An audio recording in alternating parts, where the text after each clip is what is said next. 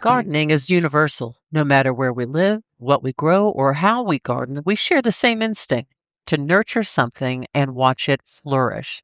With more than 3 decades in the garden industry, Paul Zimmerman explores the passion that connects gardeners around the world with those who also live in it. Drawing on years of travel, conversations with international growers and hobby gardeners, and countless visits leading garden tours everywhere from France to England to New Zealand, Paul looks beyond the how-to and dives into the deeper questions. Why do we garden? What's changing in the gardening world? And what does it reveal about who we are? Please welcome your host, Paul Zimmerman. Welcome to the World of Gardening podcast. The only word I have is hot. I've been home now for about a week and a half. It is about 100 degrees yesterday. Today, about another 100-degree day. Plants go semi-dormant. I've talked about this before when it gets this hot. So just be a little careful with what you're doing with them. Don't over-fertilize. That's the biggest mistake you can make right now. In fact, let them shut down a little bit. Keep with the watering, obviously. You definitely want to do that. There's no doubt about it. Just keep the watering. Remember, roses, infrequent deep watering, so soak them really, really well. But back off on the fertilizer. Let them sit a little bit and let them settle some. That's really the best thing to do. The other thing I actually like to do with the heat is give my plants a bath.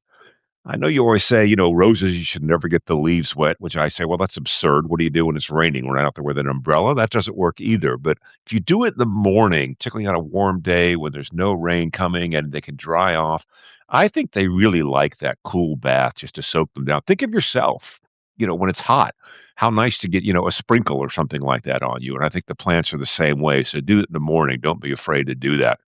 The other thing, take care of yourself.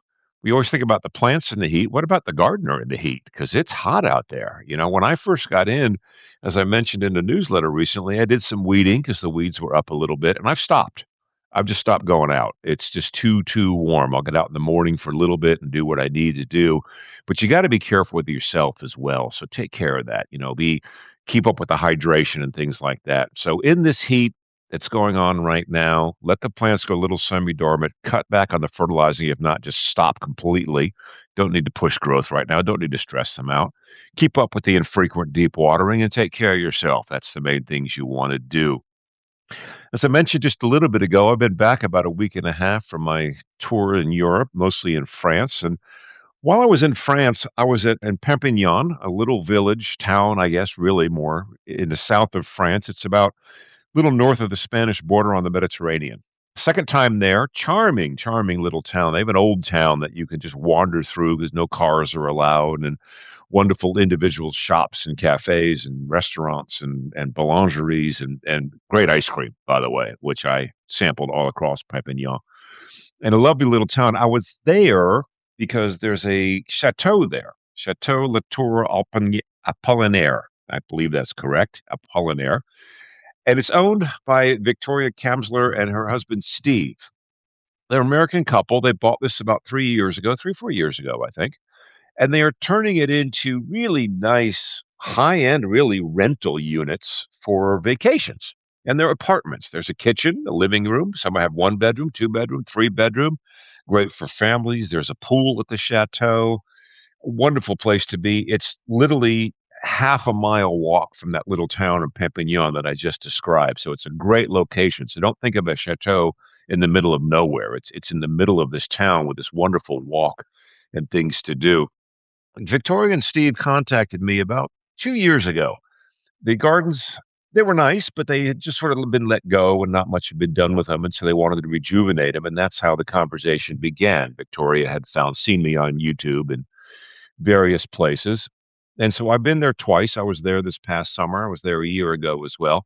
And while I was there, I thought it'd be kind of fun to do a podcast with Victoria to talk about the chateau and the challenges of buying a home in a foreign country, which we all dream of, and the challenges of renovating a garden from, 4,000 miles away when you don't really speak the language. And that's in essence what this podcast is about. It's a lot of fun. I would definitely encourage you to check out the Chateau's website to book it. It's a great, great place for a holiday. I really, really would. The website is www.chateaulta.com. And it's also going to be a link on the podcast page as well. So check that out as well. So join me as we zip back across the pond to Perpignan and meet Victoria Kamsler. Victoria, thank you so much for joining me on the World of Gardening podcast. Oh, it's just a delight. Thank you so much, Paul. Yeah, and it is a world of gardening because, I mean, we're in France, in the town of Perpignan. I think I have that right. Do I have that right? You did very well with Good, that. good, good. No, we've nicknamed it something which we won't use that on the. Oh, we can slip it in later if We can flip it in later if we feel it. Yeah. So I talked a little bit in the beginning before we started the interview with you about how you and I met, things along those lines.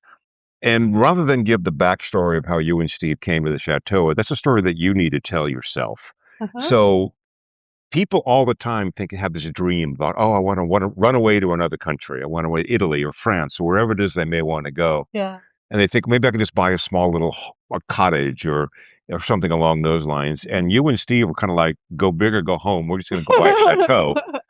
So how did this even tell the backstory? How did this come about? Well, it's a fun backstory because neither of us ever imagined that we'd actually do such a thing, but opportunity arose and we jumped on it. So I'll just say how and why. So back in the day, I was first a professor and I taught environmental ethics and stuff like that at various places like Princeton and University of Georgia, UC Santa Cruz, and Harvard, and stuff like that. So anyway, later in life, I became the director of an international nonprofit, which was an award for clean tech and humanitarian innovations. And it included conservation, biology, and things like that. So my favorite colleague was a gentleman named Robin Lincoln Wood. And Robin, wonderful raconteur, fascinating guy, great colleague, so smart. And I left that position after a few years and we'd been out of touch. And one day he pinged me on LinkedIn. And I should say for context that Steve and I were on a cruise in Tahiti on which Steve would subsequently propose to me by surprise. And it was unbelievably exciting. And I said yes, even before he got all the words out of his mouth. But so Robin pinged us right at that propitious moment, or pinged me, and said, "Hey, Victoria, what's up? How are you doing?" I was like, "Robin, so great to hear from you. What's happening?" And he said, "Well, we're selling the chateau." And so back in the day when I was the director of that foundation, Robin, we were international. We all had our meetings on Zoom, and Robin would have Zoom calls from his chateau in the south of France. And I thought, wow, I love Robin, but I'm just the teensiest bit jealous of him. And so there it was. And I said, "Robin, you're what? You're selling the chateau?" And I said, "Stop! Don't do that. Don't put that thing online." And Steve and I just decided to get engaged, and I gazed into his eyes and said, "Chateau, let's go." So we got tickets. We came, and I already knew that I loved it, but when we both came here, we really loved it. It was just beautiful, and the region is extraordinary. It's mostly undiscovered by American tourists. It's more well known to English and Scandinavian and other European tourists, but so many beautiful villages. It's 12 minutes from the sea. It's half an hour from the mountains. There's great skiing. There's all kinds of beautiful hiking and beautiful natural places here, beautiful medieval towns, and just endlessly wonderful. And we loved it so much. And so we held hands and jumped, and now we're here. And Robin and his wife Elena are still very close friends. And Elena actually is our business administrator and helps us do the smart stuff that she knows about from running the chateau for 20 years. Well, the fact that you're still good friends is a good sign. Oh, yeah, That absolutely. means the chateau was a good thing. But yeah, you and Steve definitely both jumped, and Yes. it seemed like it clicked immediately. Like it's like, Yeah. okay, this is a leap of faith, and Yeah. which you certainly did. Yeah. But you both were quite certain about this as well. Yeah. It Yeah. didn't take much persuading because once we got here, we loved it. So, but I should say, if other people are interested, France has more chateaus I don't remember exactly why, than any other country in Europe. There are about 40,000 chateaus in France, and a lot of them need TLC or they are going to not survive. But there are a lot of YouTube videos about people restoring chateaus. We're not going to make one of those videos. I'd rather make a podcast with Paul Yeah. about gardens. Which I would rather too as well. Yeah. So I want to pivot to the gardens a little bit because this is a gardening show, obviously. Yes. And so you had, so let me back up a moment here. So hey, you and Steve had never actually physically seen the chateau till you came in from Tahiti? That is correct. Well, we actually we went back from Tahiti to California where Right. we live, and then we came here within 2 weeks, I think. And I'd never been to this part of France. I'd been to Riviera. I studied at the Sorbonne for a little bit when I was an undergraduate. Didn't know anything about this part of France, whatever. Steve had schoolboy French, and I had reading French, but my pronunciation was god awful and incomprehensible to anyone, including myself.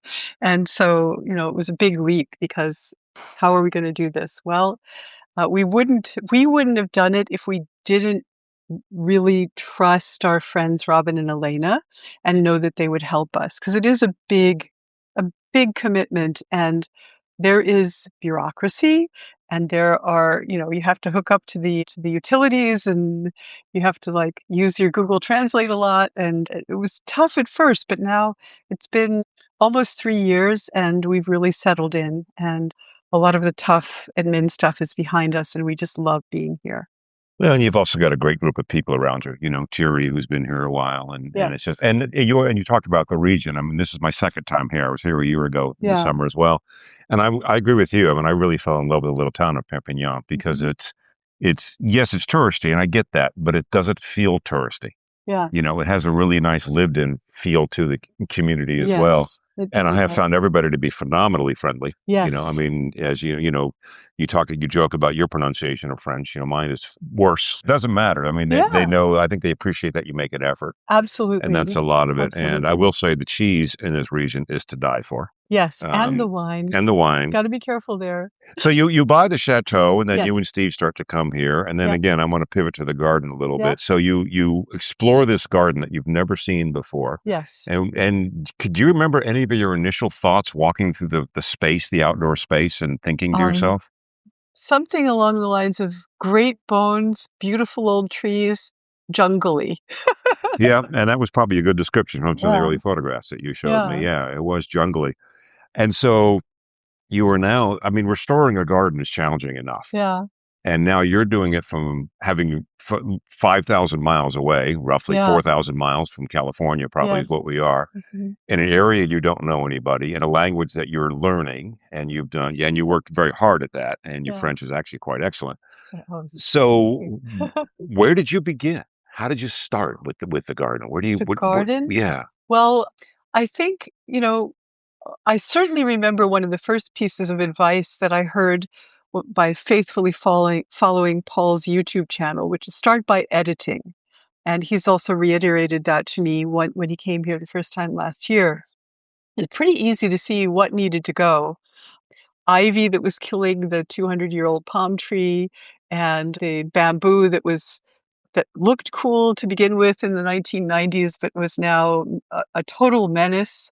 We've got this wonderful stuff, prêle, which I think is horsetail, which is a very ancient, I don't know how many hundreds of, maybe millions of years old, one of the earliest surviving plants. And that's very invasive. It sporulates, so it's very hard to control. And we had everything that was a vine was enormous, and the understory of 3 to 4 feet was dead. So I spent a lot of time standing under the terrace, pulling dead jasmine down onto my head. And just not a fun job. Yeah. Well, the cats thought I was really fascinating. Like, what are you doing? Yeah, I imagine they would. Yeah. Yeah. Well, but like you said, editing is the first thing to do. Yeah. It's sometimes, not to mix a phrase, but you can't see the garden for the trees, Yes. or in this case, the garden for the vines and all the other stuff that Yes. had been basically just grown and let go Yeah. for Yeah. whatever various reasons. Yeah. So so you start with the editing, and Yeah. did that begin to allow you to see what the garden could be? Did you have Yeah. I guess what I'm saying is, did you have preconceived notions of what you thought the Chateau garden should be? Yes, I did because I love gardening. I've never had a big garden of my own, but one of my earlier homes in California, I had a huge potted plant array. I was renting, so I couldn't plant things, but I had a couple dozen fruit trees and all kinds of other vegetables and fruits and flowers all in pots. And I put in a little watering system for them, and I just loved sitting out on the porch listening to the birds and looking at the plants and pulling a tomato off a vine. So, and I've always tried to have some garden. It worked better in some places than others. I tried to grow tomatoes in clay in the shade in Georgia. That didn't work so well. Yeah, that won't go over very well. Yeah, Did not work. tomato shade and clay and Georgia No, clay, not a no, good no. combination. I Yeah, tried though. very watery if you got Yeah, any. exactly. So I love gardens, and also I just, COVID turned me into a gardening channel YouTube fan, and that's really how I first encountered Paul, and I was so impressed with his sage advice, his obvious experience, and his extensive knowledge of many beautiful gardens all over the world, which is fascinating to me. And then I found a few other podcasts of there's a lady in England whose channel is called The Middle-Sized Garden, and she goes around interviewing head gardeners of wonderful stately homes and other fabulous public gardens. And she's a lot of fun too. And I just started finding people that were really interesting. But I think I always knew I wanted a rose garden. And I also knew we have a strip of land at the back that's very a long rectangular strip of land, pretty substantial, that was 100% jungle with an enormous dead tree when we got here. And that the first thing I did was draw a picture of a petanque court, which is like boule. It's what everybody loves to play here. And a potager, a vegetable and fruit French garden, style French, vegetable garden. Yeah. right? And a rose garden at the front. So you walk in through the roses, through maybe an archway of roses, into, at first I thought the petanque court in the middle, but then we had to put the petanque court at the back because there are high walls there, it gets hot, and there's more shade. A little nicer for the players when they could be in the Yeah, a shade little, towards the back yeah, there. Yeah. absolutely. Either that or I don't know what we would have done. We had to plant big trees that would take forever to give shade. But so I immediately drew a picture of that, and I have a photo of that, and it's like one of the first things I did is I imagined that for the garden, and Paul is now beginning to help us realize that vision with his own excellent ideas that maybe we can get into later. Yeah, well, that's been the fun part about it is you did have some pretty good ideas of what you wanted. I want the petanque court and I want a potager garden. And then Yeah, part of, what I feel my role has been is to work with you to say, okay, let's start to pull all that together. yeah, And with any situation like this, it's, you bring elements in and you say, okay, let's move this. Cause it's funny because when I saw where the petanque court is, that long, thin alley, that was kind of and you mentioned roses, potager garden, petanque court in my brain and went, oh, I see exactly where we're going with this. yeah. And you did. It was Yeah. impressive. The picture that I showed you from Roseraie d'Alaï and Yeah, just outside Paris with the arches that you walk through, and yeah, it's nice because but the space, the gardens aren't huge. I think we should right. probably talk about that a little bit because people think Yes. French chateau, they think, oh, they're riding horseback across Yeah, the right. acreage. 40 hectares and a mule. Yeah, yeah, yeah, really, exactly. But I mean, it's a nice sized piece of property, particularly since it's in town, and that's one of the Mhm. things to mention. You're Yeah. half a mile from the center of Perpignan, the old Yes. town of Perpignan, the Yeah. old part, which is Yeah. absolutely charming. Little streets you can get lost in, and Yeah. little warrens of cafes and things like that. Mhm. But the garden does lend itself to rooms and places like that. And what I liked about it when I came in, you had a pretty clear idea of what you wanted to do with the spaces. Mhm. And that's where it all begins with the garden. I want the petanque court there. And the other thing that you had a very clear idea about, and I think we should talk about this a little bit, Mhm. is you wanted this to be a wildlife friendly Yes, place. definitely. And that's kind of what overarches and really drives everything that happens in this garden. That's right. For me, that's really important. I mean, I mentioned earlier that I used to be the director of various environmental ethics centers and taught environmental ethics at Princeton and various other places, and that's all very abstract and conceptual. But I love, you know nature and preserving it. There's nothing like going for a walk in a beautiful forest. And I think though these beautiful species and places are under threat, but we're not powerless to help to preserve them, even individually in our own gardens. And I wanted to show that and to feel it and do it myself and learn how to do it, which I've been, studying up a bit various aspects of wildlife conservation in the yard and pollinator-friendly things and bird-friendly things and permaculture gardens and whatever I can get my hands on, I'm a sponge. So Paul is helping me to shape that into forms that are also aesthetically pleasing. That is the line. I mean, Yeah. I mean, not every plant is necessarily going to be wildlife friendly, particularly if you start introducing plants that I don't want to use the word natives because Yeah. that's a word that can have connotations, but there are Right. certainly cultivated plants that are more friendly to a region than some others. Absolutely. And And certainly certain insects, bees in particular, but also butterflies, moths. Some of them may have a very specific plant that is the one that they need, as we all know that from monarch butterflies, but it's more generally true than people realize. And so, having just a handful of species, maybe non-native species, would make a place sterile for your friendly pollinators and birds. So one good resource is to go to a really good local garden store. Pépiniériste is what it's called here.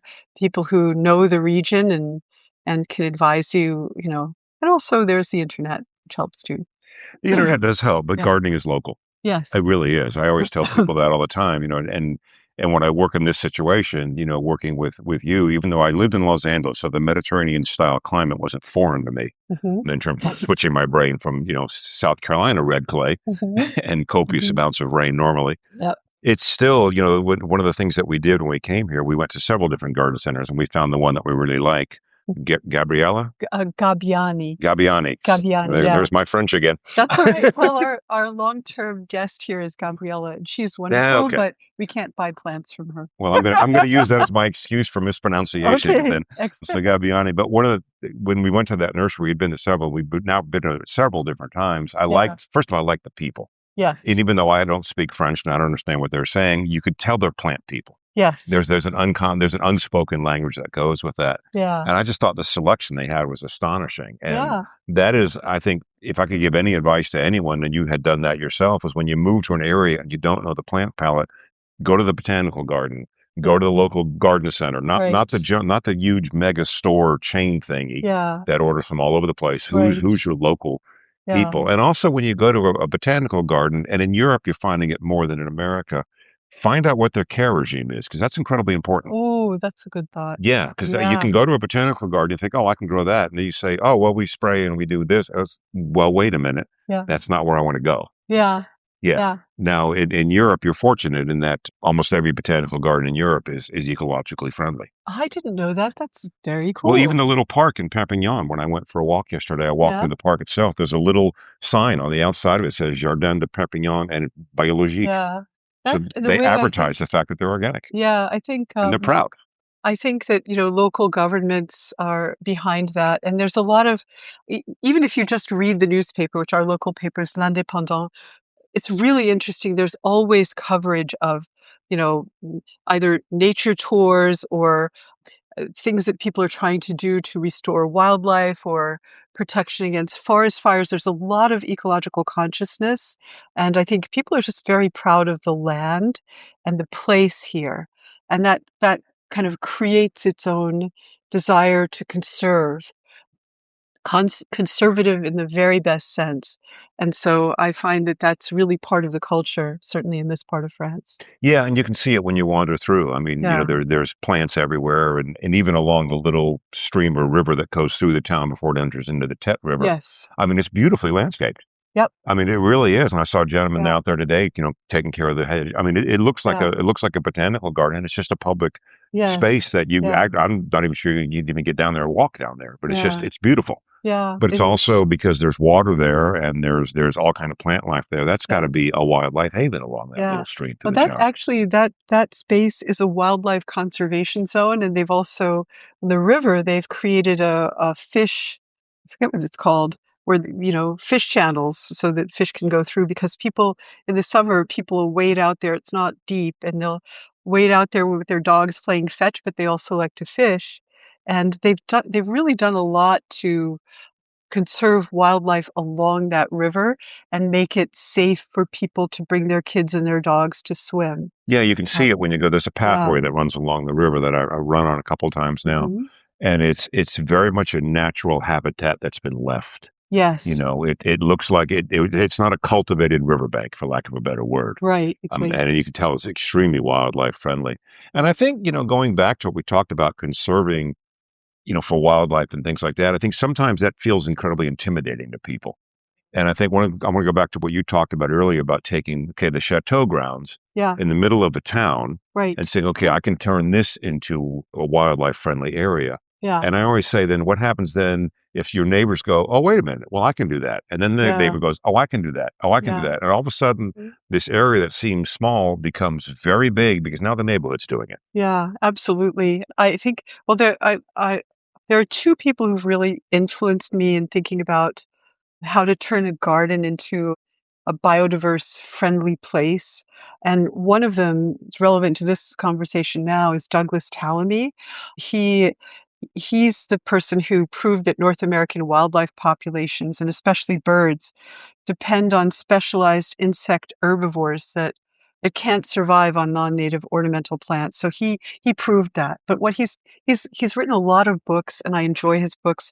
One that really influenced me was his book about oaks, which is a kind of an illustration of his idea of an apex species. So if you can't do much, find the species that support the most biodiversity that you can.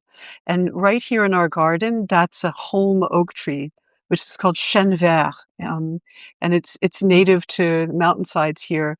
But that supports more than 100 different species, moths, beetles, all kinds of things, and also in the soil.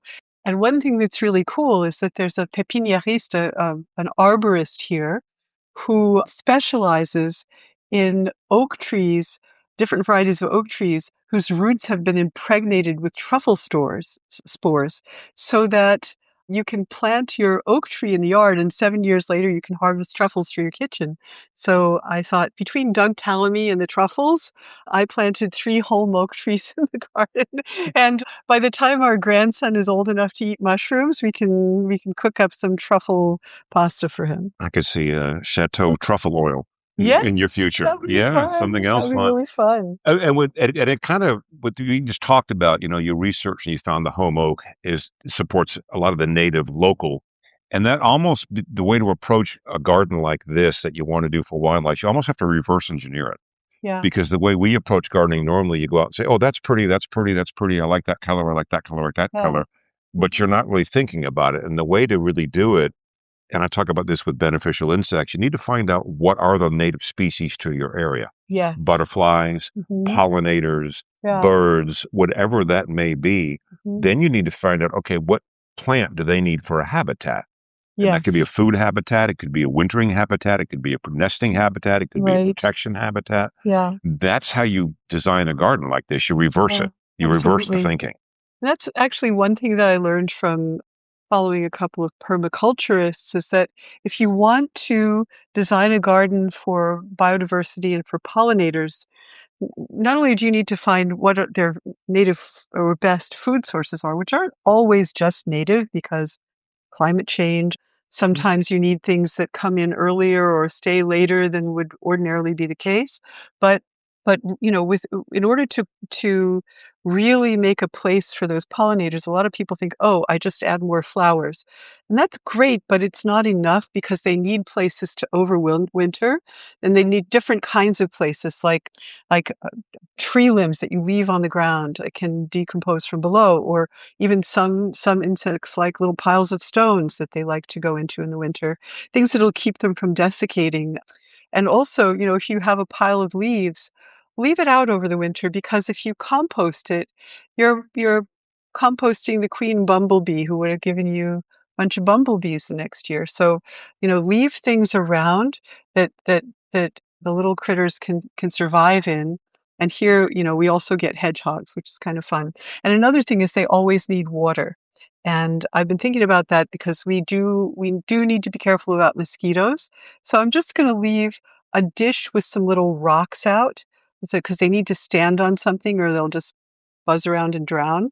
So dish with a few rocks in it so they can perch and drink, but then change the water every couple of days so you don't have a mosquito problem. And if you leave it near the door or somewhere accessible, you can remember before you start breeding mosquitoes to change the water. But that also points to the little things that we can all do Yeah. in our own heart. We can all put a little dish out with some stones in it and put it near a place, and every couple of days just change the water out. Yep. That's not That's a right. difficult thing to do. Yeah. And the elements that you talked about are I called it building a host environment: food, water, shelter. Those are the Yes. three things that you absolutely have to have. Yeah. The food is quite often plants. There's different kind of plants, and some of them eat the leaves, some of them eat the nectar from the flowers. Yeah. Shelter, as you talked about, is could be wood piles and stones. It's also quite often the rough foliage Yes. from plants, which is why I always tell people, do not cut your plants back in the fall, Yeah. particularly plants with hollow stems. I mean, Yes. that is a winter condo. Yeah. You know, for all kinds of animals, and of course, water, like you talked about, clean water, not a chlorinated water source. Yeah. Which again, that's the small little dish, not a difficult thing to do. Yeah. But even the scale that you're talking about, a little dish and maybe some shelter areas and some Yep. plants that can be hosted, that can be done on a balcony apartment. That's really true. You can do a lot on a balcony, especially if there's a particular species that you want to support, you know what that species needs, is put some pots out for that Yeah. the host plant. And another thing to remember is that there are some very attractive plants that are great for nectar, but they're non-native and they don't support the caterpillar or larva stages of those insects. So some things that are wonderful, like Buddleia, may be great for the insects that are buzzing around or flapping their wings, but it wouldn't be enough for that whole life cycle of that insect. So it's still worth, even if you love Buddleia, which I do, it's still worth finding out which critters need which things and starting from there. And then you can throw in some Buddleia. Yeah, and that's the exact way to do Yeah. it. Find out what Yeah. exactly like it is. Figure out what are the critters, what do they need, Yeah. get those planted first. Then you can Yeah. certainly add in some more ornamental aspects. Yeah, It doesn't that's have to true. be, Right. it could be a nice balance between the two Yeah. gardens. That's something I really agree with, because the way I think about that is, okay, so we have some really beautiful Asiatic lilies, and they're completely sterile for anything that lives here. But I think it's kind of like a statue. Sometimes you could throw a statue in the garden just because it looks nice. It's a good way to look And at it. so, yeah, Yeah. so Yeah, so that's your sometimes, statue, that's your bench. you have something that nobody can eat, but it's nice to look at, and everybody's happy, including you.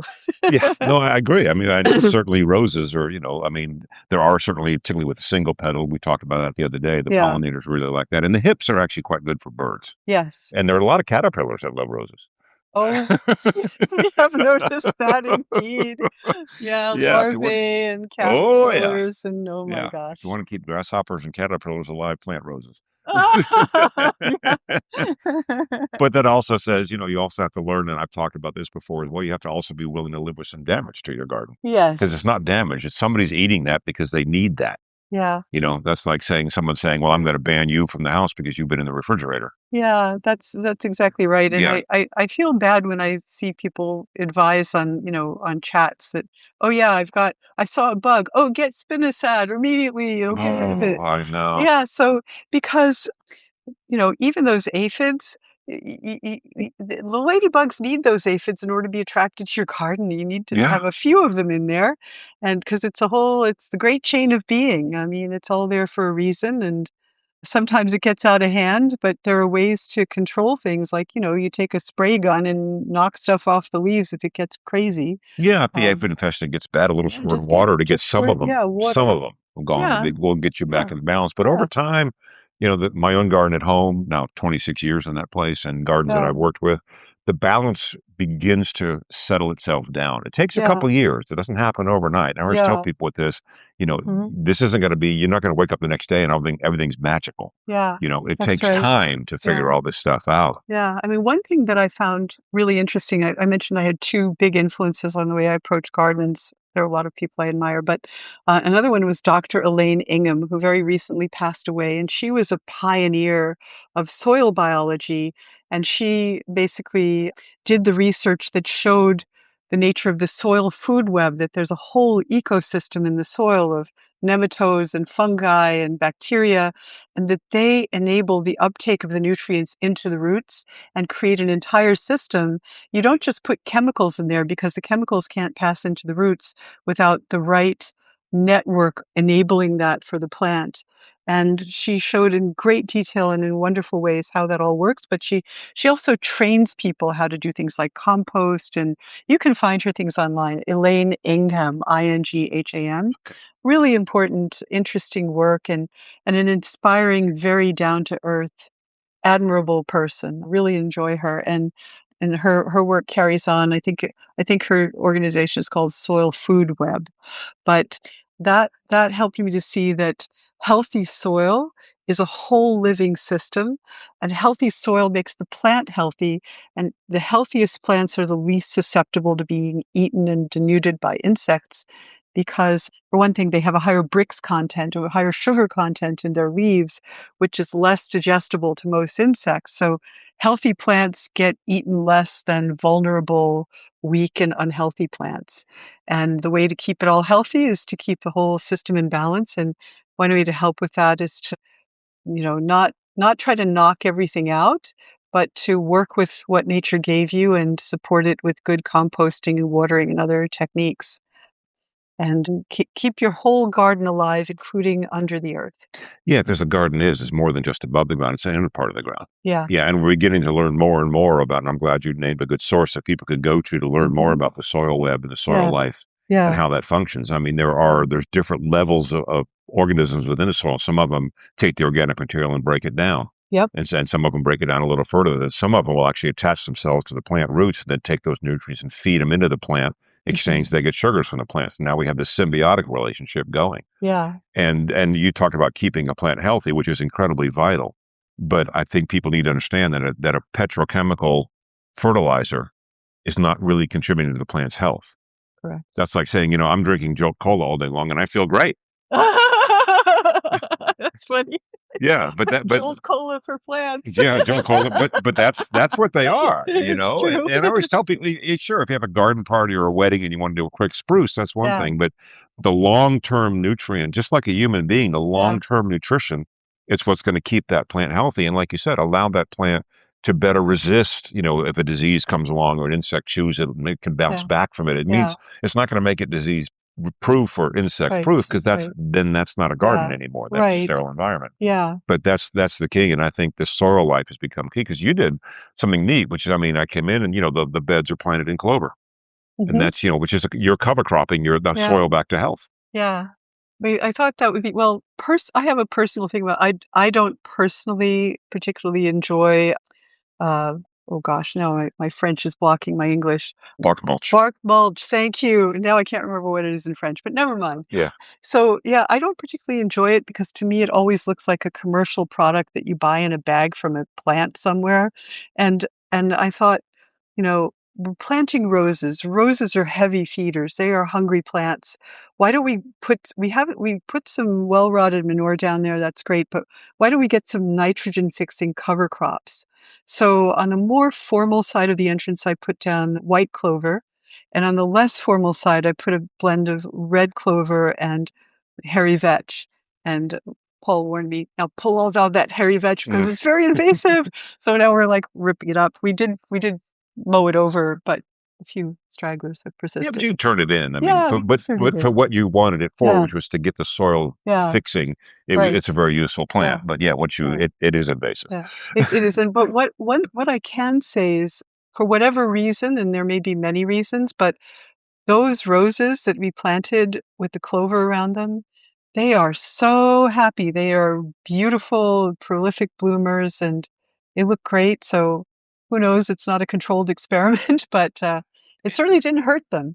But it's going to help them. I mean, roses are, like you said, are heavy feeders, particularly with nitrogen, clover, nitrogen soil. Yeah. I mean, there's a direct relationship there. And, I was here a year ago. The roses hadn't even been planted. And I'm back here a year later. I'm like, okay, some of those are really big. Yes. Oh, my gosh. Yeah, particularly the climbers. I mean, and there's an update video on my YouTube channel about the Chateau, so people can go to see the videos that they did. Oh, I got to see that too. Oh yeah, absolutely. Really so that's kind of neat. Yeah. So now that you're at this point here and you've settled in a little bit more, you're getting Mhm. more comfortable with the area. So if you could say, where do you see the garden in 5 years? Ooh, in the mind of Paul Zimmerman. No.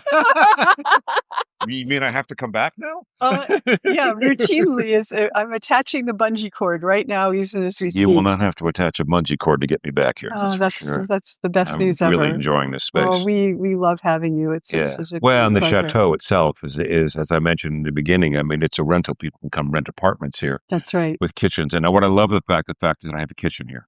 Yep. So I go to the shop and I go to my grocery Yeah. store and I can, it's kind of a combination of holiday/living in the culture. Yeah, absolutely, and It's a great balance. it's great for families with kids Yep. because nothing will ruin a family holiday budget than taking 4 kids to a restaurant 3 times a day. That's a good point. So, Yes. And you have you a know, beautiful pool for the yeah, kids to swim in as well. yeah, Yeah. And that's right. the little grocery store literally just down the street that has, it's not a huge store, but it's got Yeah, what you need. You can walk yeah, to it. that's right, and And there's actually a big one in the other yeah, direction. It has yeah. absolutely Just, everything, yeah. including clothing and pots and Yeah. You pans rent a and who car. knows what. So 5 years from now, 5 years from now. Well, what would your so dream be? our goal, our commercial, we have a commercial goal and a soul goal, I guess, for the chateau. And the commercial goal is we want to open to the public for events. We really want to do that. And there are various reasons. One is that we have this really amazing young woman, Flavie Raya, who's doing an MBA in hotel management at Vatel, which is the best hotel management school in France. And we are so lucky to have her because she's so charming and so smart and so competent. We all adore her. And we want her to be able to do her best thing, which is events. She's fantastic at that. She's done events at very big, fancy chateau weddings and everything else. And she just shines at that. She's so friendly and charming, and everybody loves her. And she's so organized and competent. So she's our young rising star. And So in 5 years, where do you personally imagine the garden to be? What would you like it to be? oh, I would like it to be a place where our friends can come and enjoy our roses and potager, vegetables and fruits, and walk through all of that and get to the petanque court and we'll all hang out and play together. That's a fun thought. I love roses. I can't wait to see the roses well established. And I'd love to have a space for events. We want to sort of take out some gravel paths and make a big green lawn. We have a stage in the garden. My husband is a huge jazz fanatic, and I fortunately have a friend who's a famous jazz pianist and named Ted Rosenthal, and he's a very well-known, internationally known jazz pianist, and I've managed to entice him and his wife here this summer. Anyway, we want to have music in the garden, and we want it to be really a place where people can come and experience the garden. That was something that guided me at the entrance, the number 5 entrance, one of our entrances. That's specifically native plant pollinator garden, and we put a pas japonais, Japanese stone path there because I didn't want people to come in and just blow past the garden in their car and say, "Oh, check, check, check, pretty flowers."